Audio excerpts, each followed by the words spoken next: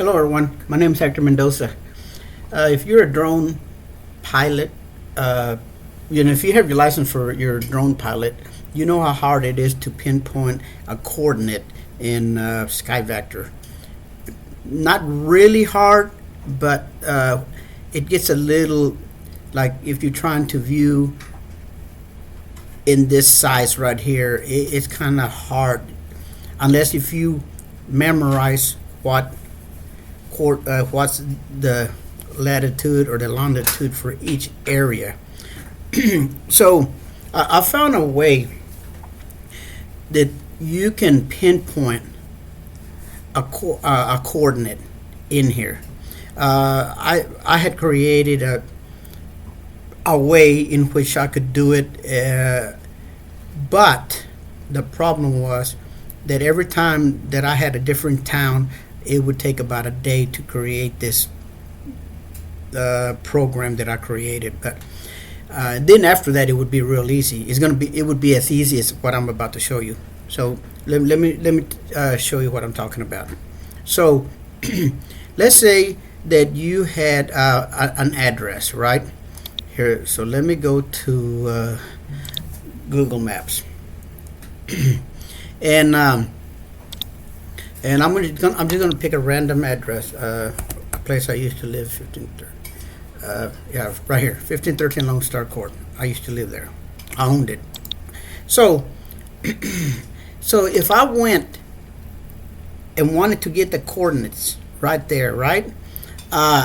What I would do is I would go in here, and you could view street map, or you can view it satellite, whatever you want. If you right click anywhere, it's going to give you the latitude and longitude right here. You see, that is your, and you can actually copy it to your pasteboard. So if you click on it, you see copy to clipboard. And I don't, let's say that you had a software or program like Word or anything, you can just hit Control V and it puts your latitude and longitude.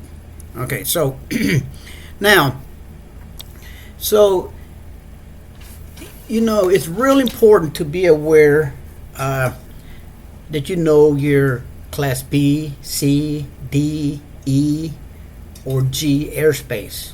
In addition to that, you got to be very aware of your temporary flight restrictions, your notice to airmen, your military training routes, your military operational areas, the prohibited, restricted, warning areas, and several other pertinent information that you need to be aware, for your airspace consideration.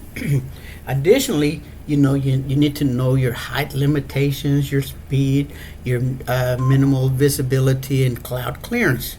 So all of y'all that received the Part 107, your drone license, you probably already know this SkyVector. And this is the software that's going to keep you out of trouble.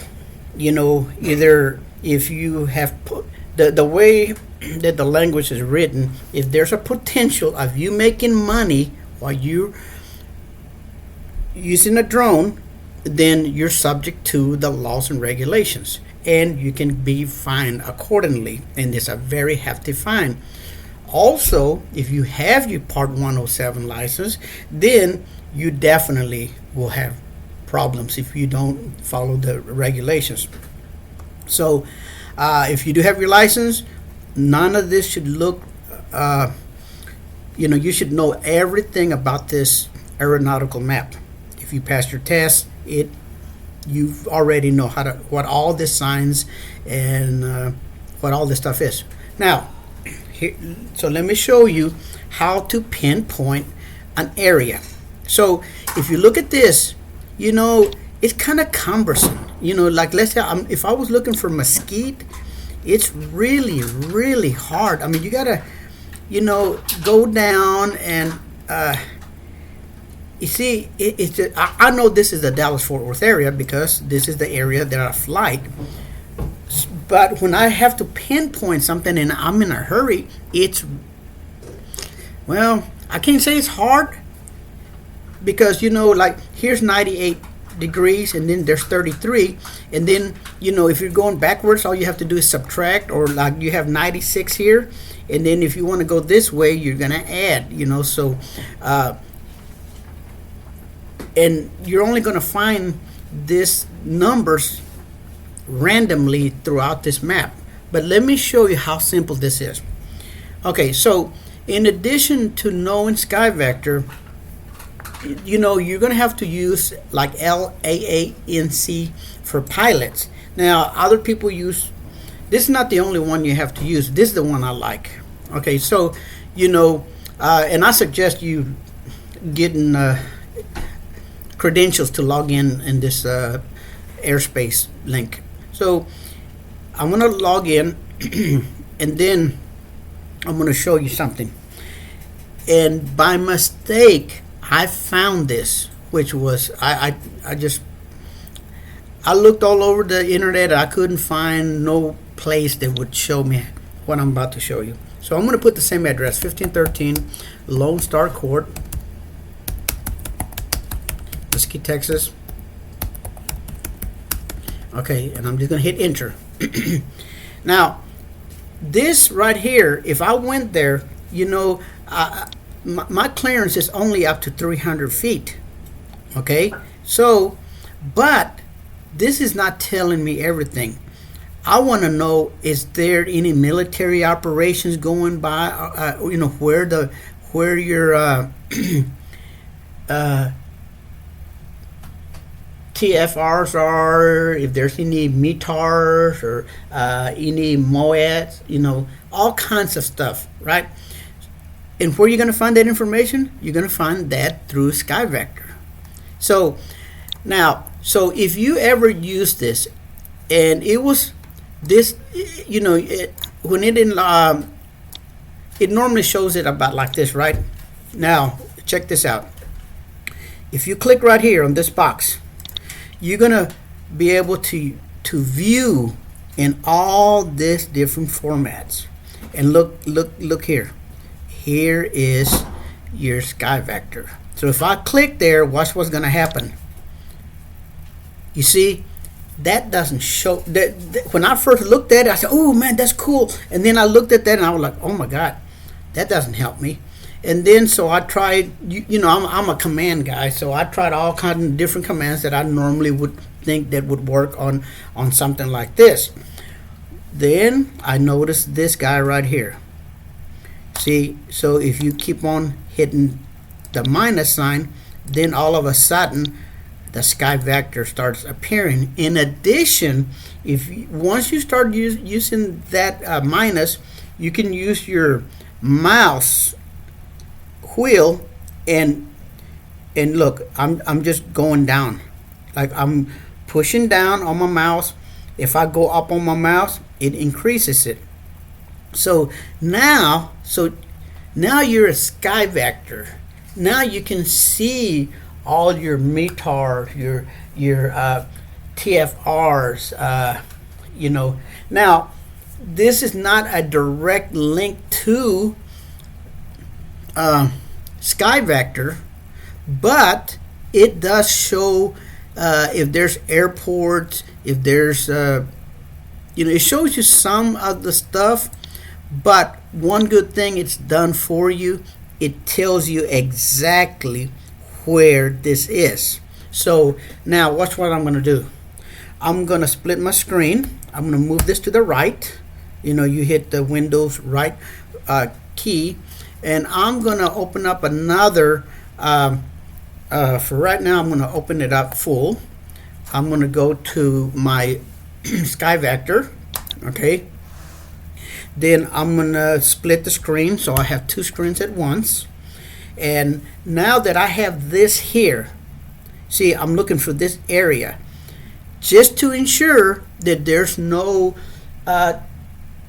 temporary restrictions, like maybe the vice president or the president of the United States is coming close to where I'm at. This is not showing everything. But look, you see, all I got to do is look for this area right here. right? Or even let's say this number, that 27. So if I go in here in SkyVector and I look for that area, look, there's the 27, right? So now I'm just going to go down a little bit and look, and I'm enlarging. You see, mesquite.